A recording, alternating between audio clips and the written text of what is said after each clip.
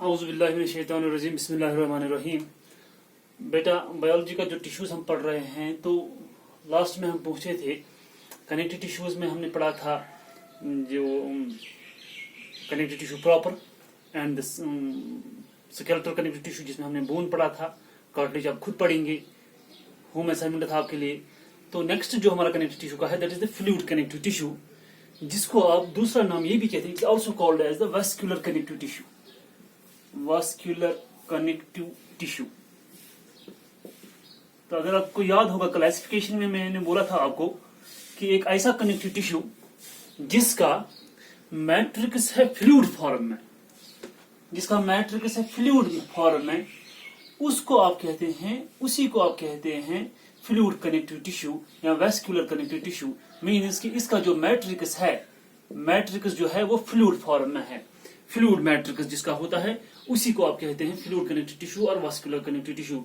और ये जो फ्लूइड मैट्रिक्स होता है इसको हम नाम से पुकारते हैं the fluid matrix of vascular tissue is called as the plasma. इस फ्लूइड मैट्रिक्स का नाम हम देते हैं प्लाज्मा। तो इस फ्लूइड कनेक्टिव टिश्यू में मैंने आपको बोला था दो टिश्यूज आते हैं, एक तो आता है ब्लड, एक तो आता है ब्लड, दूसरा आता है लिम्फ। ये दो connective tissue, vascular connective tissue हमारी बॉडी में है। एक को आप जिसको कहते हैं ब्लड, दूसरा है जिसको आप कहते हैं लिम्फ। पहले हम देखेंगे ब्लड क्या होता है। ब्लड ये एक रेडिश कलर्ड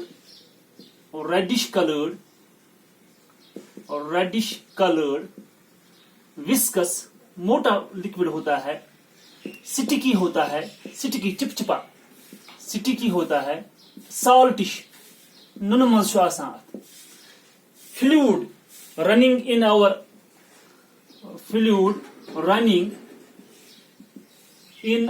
body, कहां पे? Through blood vessels. हमारी बॉडी में जो ब्लड वेसल्स है, याद रखना तीन किस्म की ब्लड वेसल्स हमारी बॉडी में है। एक है जिसको आप कहते हैं आर्टरीज, दूसरा जिनको आप कहते हैं वीन्स एंड कैपिलरीज। जब आप नेक्स्ट क्लास में 10th क्लास में पढ़ेंगे सर्कुलेटरी सिस्टम, तो वहां पे आपको ये चीजें थोड़ा डिटेल में पढ़नी है। यहाँ आप याद रखिए जो ब्लड है ये हमारी बॉडी में ब्लड वेसल्स के जरिए ट्रांसपोर्ट होता है। और ये ब्लड वेसल्स हमारी बॉडी में तीन किस्म की होती हैं, एक है आर्टरीज, दूसरा है जिनको आप वीनस कहते हैं, और तीसरा जिनको आप कहते हैं कैपिलरीज। ये तीन किस्म की ब्लड वेसल्स हमारी बॉडी के अंदर होती है। तो इन्हीं के अंदर से ये हमारी बॉडी में ट्रांसपोर्ट होता है, चलता रहता है, ये ब्लड सर्कुलेट करता रहता है by the pumping action of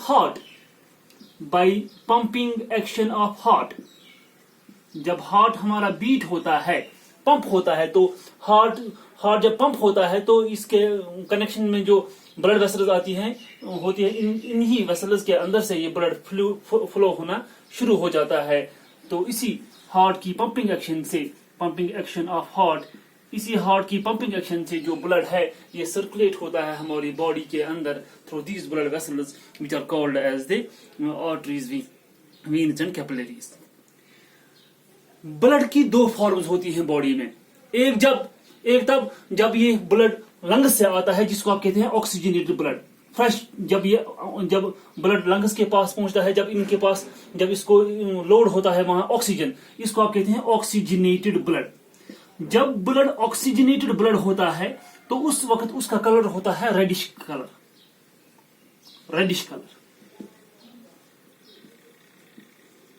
ये कलर होता है उसका जब ये ऑक्सीजनेटेड फॉर्म में होता है, इसका कलर होता है तब रेड कलर होता है, बिल्कुल सुर्ख खून होता है।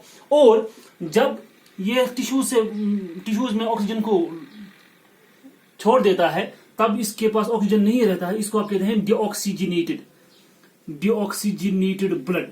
ये जो डीऑक्सीजनेटेड ब्लड है इसका कलर रहता है पर्पल कलर का। याद रखना, अगर ब्लड ऑक्सीजनेटेड है तो उस वक्त उसका कलर रहता है रेडिश कलर, और जब ये ऑक्सीजन इसके छोड़ देता है टिश्यूज में तो तब इसका कलर रहता है पर्पल कलर रहता है। ये जो ब्लड है इसके दो कंपोनेंट्स हैं, मेन दो कंपोनेंट्स याद रखना। ब्लड के दो कंपोनेंट्स हैं। ब्लड जो हमारा है इसके दो कंपोनेंट्स है, एक है जिसको आप कहते हैं प्लाज्मा, दूसरा है जिनको आप कहते हैं ब्लड सेल्स। ब्लड सेल्स दो कंपोनेंट्स, एक है प्लाज्मा, दूसरा है जिनको आप कहते हैं ब्लड सेल्स।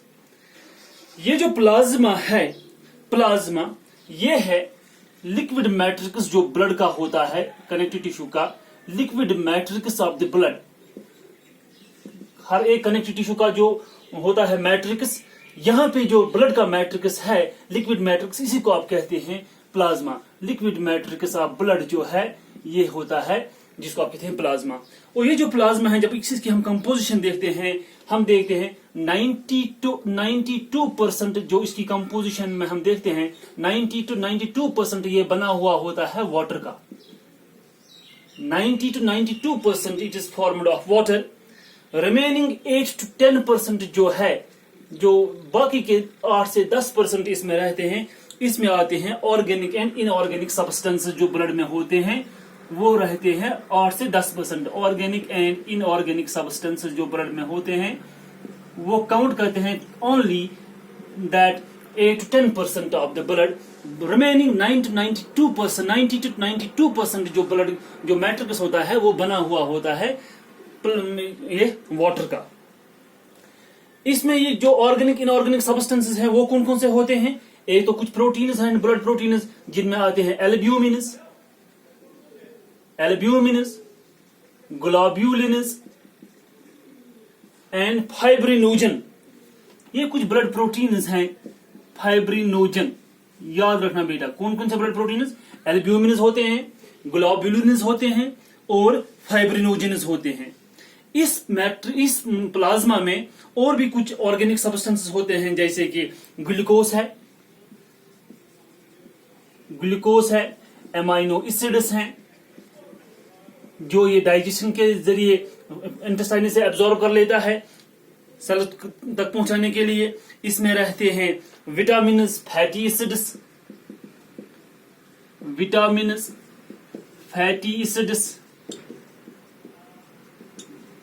इसमें रहते हैं हार्मोन्स, जो इंडोक्राइन ग्लैंड्स हमारी बॉडी के हैं, जब वो हार्मोन सिक्रीट करते हैं, केमिकल सिक्रीट करते हैं, वो भी ब्लड में इसी प्लाज्मा में रहते हैं।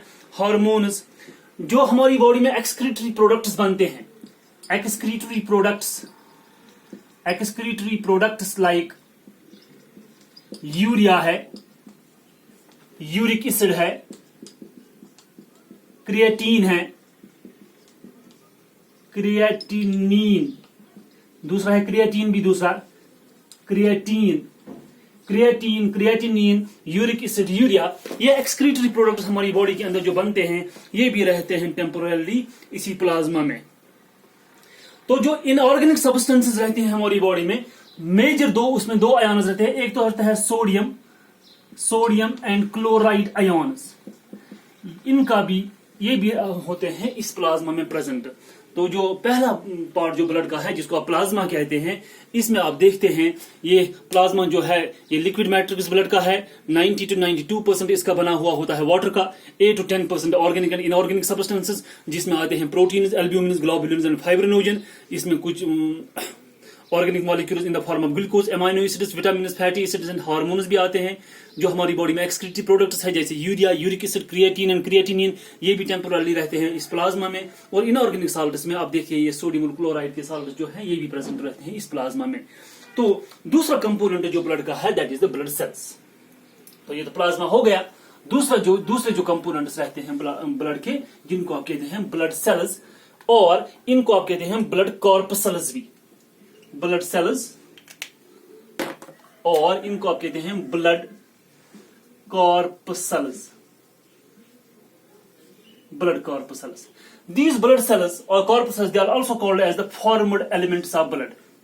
Formed elements of blood. ये भी इनको हम नाम देते हैं. These are also called as the formed elements of blood. These blood cells, they are actually of 3 types. 3 किस्म की सेल्स रहती हैं इस ब्लड सेल्स। जो ब्लड सेल्स है ब्लड में 3 किस्म की हैं। एक है जिनको आप कहते हैं RBCs, red blood cells, RBCs short में। इसको आप एक दूसरे नाम से भी पुकारते हैं, they are called as the erythrocytes. Erythrocytes तो पहला। दूसरी जो ब्लड सेल रहती है जिनको आप कहते हैं WBCs, white blood cells, white blood cells जिनको आप कहते हैं WBCs, और इनका दूसरा नाम है ल्यूकोसाइट्स भी, they are also called as leukocytes. और तीसरी किस्म की सेल्स जो रहती हैं इसमें, they are called as the blood platelets, blood platelets, और they are also called as thrombocytes. Thrombocytes. तो ये तीन किस्म की सेल्स जो है ब्लड में रहती हैं। एक है आरबीसी जिनको आप कहते हैं एरिथ्रोसाइटस, दूसरे WBC जिनको आप कहते हैं ल्यूकोसाइटस, और तीसरी किस्म की सेल्स जो ब्लड में रहती हैं जिनको आप कहते हैं ब्लड प्लेटलेट्स और थ्रोम्बोसाइटस। पहले हम देखेंगे आरबीसी क्या होती है। आरबीसी जो होती हैं they are disc shaped cells, disc shaped cells, disc shaped cells without nucleus. अगर आपको याद होगा सेल बायोलॉजी में मैंने कहा था आपको आरबीसीज में न्यूक्लियस नहीं होते हैं, they are in nuclear cells, इनमें न्यूक्लियस नहीं होता है। ये आरबीसीज जो हैं दे कंटेन आयरन कंटेनिंग, इनके अंदर आरबीसीज के अंदर होता है दे कंटेन आयरन, Fe जिसका सिंबल है, आयरन कंटेनिंग रेड पिगमेंट। एक पिगमेंट रहता है इनमें रेड पिगमेंट जिसको नाम कहते हैं कॉल्ड हीमोग्लोबिन। असल में जो ब्लड का रेड कलर रहता है वो इसी हीमोग्लोबिन की वजह से रहता है। जो आरबीसीज रहते हैं, आरबीसीज होते हैं ब्लड की जो सेल्स, एरिथ्रोसाइट्स जिनको आप कहते हैं, इनके अंदर एक प्रोटीन, एक पिगमेंट है, एक प्रोटीन पिगमेंट है जो बना हुआ होता है आयरन का, जो बना हुआ होता है आयरन का, जिसको आप कहते हैं हीमोग्लोबिन। इसको आप शॉर्ट में कहते हैं HBB, haemoglobin. This haemoglobin it is necessary for transporting oxygen from lungs to different parts of the body. जो हीमोग्लोबिन है, इसका रोल क्या रहता है? It transports oxygen from lungs to different parts of the body, different parts of the body. Body के different parts तक oxygen पहुंचाने का काम जो करता है ब्लड, वो इसी के जरिए, that is the haemoglobin part जो ब्लड का है, इसी के जरिए ये बॉडी की हर एक सेल तक ऑक्सीजन पहुंचाता है ये blood, because of the presence of this haemoglobin जो इसका है, जिसका रोल रहता है खाली कि ये ऑक्सीजन को ट्रांसपोर्ट करता है हमारी बॉडी में। तो दूसरे किस्म की सेल्स जो है ब्लड की, जिनको आप कहते हैं ल्यूकोसाइट्स और WBCs। These leukocytes they are colorless cells। और आप करते हैं तब तक। These leukocytes they are colorless।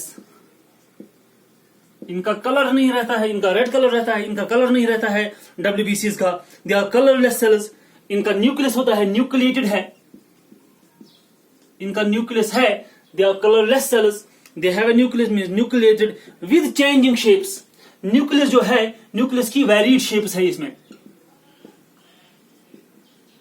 ये जो WBCs का जो न्यूक्लियस होता है उसका शेप जो है, उसकी शेप जो है वो चेंजिंग, उसकी अलग अलग शेप है।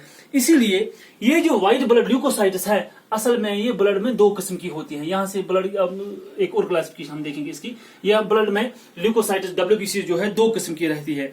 एक है जिनको आप कहते हैं ग्रेन्युलोसाइट्स, याद रखना बेटा, ग्रेन्युलोसाइट्स। दूसरा है जिनको आप कहते हैं एग्रेन्युलोसाइट्स, एग्रेन्युलोसाइट्स। ग्रेन्यूल्स छोटे छोटे दाने होते हैं जिनको आप ग्रेन्यूल्स कहते हैं साइटोप्लाज्म में। इनके जो ग्रेन्युलोसाइट्स हैं, possess granules in cytoplasm, granules in cytoplasm होते हैं इनमें, इसलिए इनको कहते हैं granulocytes. Without granules in cytoplasm agranulocytes, without granules in cytoplasm. यहां पे साइटोप्लाज्म में ग्रेन्यूल्स नहीं है, इसलिए इनको हम कहते हैं यहां एग्रेन्युलोसाइट्स। ये ग्रेन्युलोसाइट्स है, इनमें साइटोप्लाज्म में कुछ ग्रेन्यूल्स रहते हैं। तो ये जो ग्रेन्युलोसाइट्स है ये फर्दर हैं ब्लड में 3 किस्म के, 3 किस्म के। एक है जिनको आप कहते हैं बेसोफिल्स, दूसरा है इओसिनोफिल्स, तीसरा है न्यूट्रोफिल्स। ये ग्रेन्युलोसाइट्स ब्लड में 3 किस्म की सेल्स होती हैं, बेसोफिल्स, इओसिनोफिल्स एंड न्यूट्रोफिल्स। जो बेसोफिल्स हैं इनका जो न्यूक्लियस होता है वो एस शेप्ड न्यूक्लियस होता है, S shaped nucleus, S shaped nucleus. और ये जो बेसोफिल्स हैं ये एलर्जीज में एक केमिकल सिक्रीट करते हैं जिसको कहते हैं हिस्टामाइन्स। इनका काम होता है यही, रिलीज हिस्टामाइन्स। जो हिस्टामाइन्स केमिकल्स हैं इनका काम होता है यही रिलीज करना। जो बेसोफिल्स हमारी जो सेल्स होती है इसमें ब्लड में जो ग्रेन्युलोसाइट्स की बेसोफिल्स सेल्स हैं इनका काम रहता है यही कि ये करती हैं सिक्रीट हिस्टामाइन्स। दूसरा है इओसिनोफिल्स, इनका 2 लोब्ड न्यूक्लियस होता है। न्यूक्लियस के 2 लोब होते हैं, 2 लोब्ड न्यूक्लियस।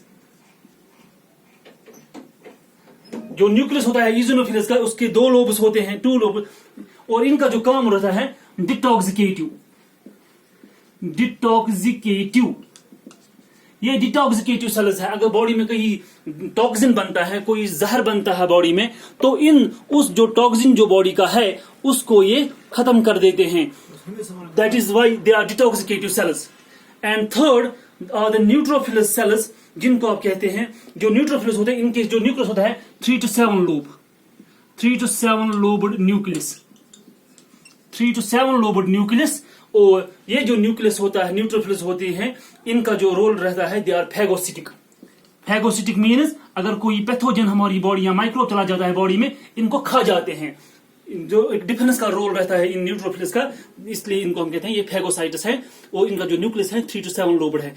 इसी बिकॉज ऑफ द वेरीड जो व्हाइट ब्लड सेल्स के जो न्यूक्लियस जो है वेरीड शेप उसके होते हैं, इसी पे इनकी क्लासिफिकेशन भी हुई है। ग्रेन्युलोसाइट्स जो है 3 किस्म की होती हैं, बेसोफिल्स, इओसिनोफिल्स एंड न्यूट्रोफिल्स। और दूसरा जो है अग्रेन्युलोसाइट्स, जिनके ग्रेन्यूल्स नहीं होते हैं और इनका न्यूक्लियस जो है nucleus be not lobed, nucleus जो इसका है nucleus not lobed, nucleus not lobed. इनका जो न्यूक्लियस का है कोई लोब वोब नहीं होता है। ये एग्रेन्युलोसाइट्स 2 किस्म की होती हैं ब्लड में। एक है जिनको आप कहते हैं मोनोसाइट्स, मोनोसाइट्स। दूसरा है जिनको आप कहते हैं ल्यूकोसाइट्स। 2 किस्म की सेल्स होती हैं ये भी बॉडी में। एक है जिनको आप कहते हैं मोनोसाइट्स, दूसरा है जिनको आप कहते हैं ल्यूकोसाइट्स। ये मोनोसाइट्स क्या हैं? These monocytes they have a bean shaped nucleus. इनका जो न्यूक्लियस है बीन शेप्ड है,